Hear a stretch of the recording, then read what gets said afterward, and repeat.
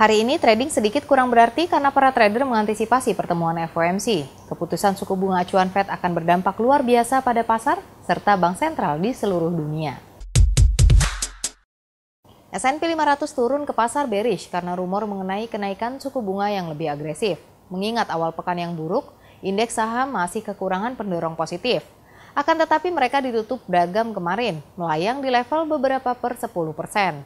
Pada sesi Asia hari ini, saham berjangka Amerika Serikat bahkan menunjukkan sedikit kenaikan. Sementara itu, saham Jepang dan Australia menurun karena mengantisipasi keputusan suku bunga acuan Fed. Menurut FedWatch CME Group, terdapat peluang 95% bahwa Fed akan menaikkan suku bunga acuan sebesar 75 basis poin. Jika demikian, ini akan menjadi kenaikan suku bunga terbesar sejak tahun 1994.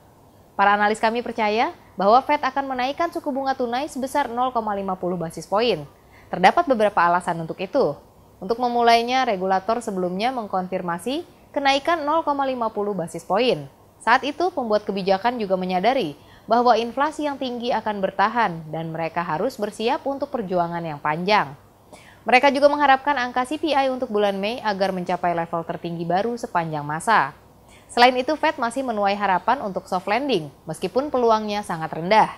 Ia masih memiliki ruang untuk bermanuver berkat ekonomi yang tangguh dan pasar tenaga kerja yang kuat. Yang terakhir, tetapi tidak kalah penting, setiap perubahan mendadak dalam rencana Fed dapat berdampak buruk pada pasar di seluruh dunia. Akibatnya, hal itu dapat memicu resesi tidak hanya di Amerika Serikat, tetapi juga di negara lain. Investor mengikuti komentar Fed dengan cermat, mencari petunjuk di setiap frasa. Untuk alasan ini, regulator tidak akan menjadi lebih hawkish karena dapat menyebabkan konsekuensi yang tidak menyenangkan. Bagaimanapun, kita akan mengetahui hasil pertemuan hanya dalam beberapa jam. Inflasi belum mencapai puncaknya. Ini juga masih belum jelas di tingkat mana inflasi dapat menghentikan kenaikannya. Oleh karena itu, para analis menyarankan investor untuk merevisi portofolio mereka demi aset nyata dan safe haven. Mereka juga menyarankan untuk mengurangi durasi. Metrik durasi adalah presentase perubahan harga saham dalam imbal hasil hingga jatuh tempo. Ini akan membantu mereka membuat periode pengembalian lebih pendek serta menurunkan resiko. Raja aset safe haven adalah dolar Amerika Serikat. Permintaan untuk greenback biasanya melonjak di tengah sentimen risk off. Di sesi Asia, ia melompat ke level tertinggi 20 tahun. Indeks dolar Amerika Serikat berkonsolidasi di kisaran 104,71 sampai 105,39. Pada saat membuat video, indeks dolar Amerika Serikat diperdagangkan di 104,86, sedikit bergerak turun. Selama beberapa bulan terakhir, mata uang Amerika Serikat telah memimpin melawan saingan utamanya karena Fed lebih hawkish daripada bank sentral lainnya. Saat ini rekan-rekannya telah melemah lebih banyak lagi karena berbagai alasan, sehingga analis menyebut dolar Amerika Serikat sebagai yang terbaik di antara yang terburuk.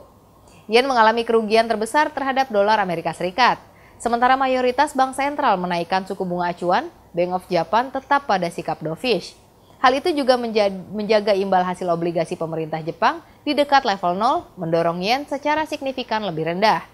Pada awal trading pada hari Rabu, yen turun ke level terendah 24 tahun di 135,58.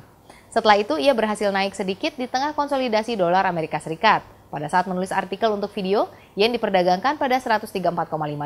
Pasangan ini bergerak di saluran atas di 134,39 sampai 135,60. Pada hari Senin ketika pasangan dolar yen turun ke level terendah sejak tahun 1998, Menteri Keuangan dan Gubernur BOJ memberikan komentar mereka tentang situasi tersebut. Baik Shinichi Suzuki dan Haruhiko Kuroda menekankan bahwa penurunan tajam yen baru-baru ini negatif untuk ekonomi Jepang dan tidak diinginkan. Mereka menyatakan kesiapan untuk merespon dengan tepat jika diperlukan. Akankah regulator beralih dari kata-kata ke perbuatan? Yen dengan hasil terendah juga memaksa bisnis Jepang untuk meningkatkan biaya komoditas energi. Sebagai pengingat, harga energi di Jepang terus tumbuh. Sebaliknya, Aussie biasanya naik ketika harga energi melonjak. Akan tetapi aturan ini tidak berfungsi sekarang menjelang pertemuan FOMC. Semua pendorong lain juga telah memudar, menjadi barometer selera resiko, Aussie saat ini tenggelam. Selain itu, ekonomi Cina dilemahkan oleh lockdown. Pasangan AUD-USD diperdagangkan di saluran bearish di 0,6865 sampai 0,6938. Pada saat membuat video, pasangan ini telah mencapai 0,6933. Selama 3 bulan terakhir, Aussie telah turun sebesar 7,9%. Artinya, Kuartal ini bisa menjadi yang terburuk sejak 3 bulan pertama tahun 2020 ketika wabah pandemi. Sekian untuk kali ini, kami terus mengawasi perkembangan pasar. Para analis kami akan dengan senang hati menjawab pertanyaan Anda. Jika Anda memiliki pertanyaan, silahkan ajukan di bawah ini. Tim Instaforex TV siap merilis video baru untuk Anda. Berlangganan di channel kami dan Anda tidak akan melewatkan video kami berikutnya. Sampai jumpa.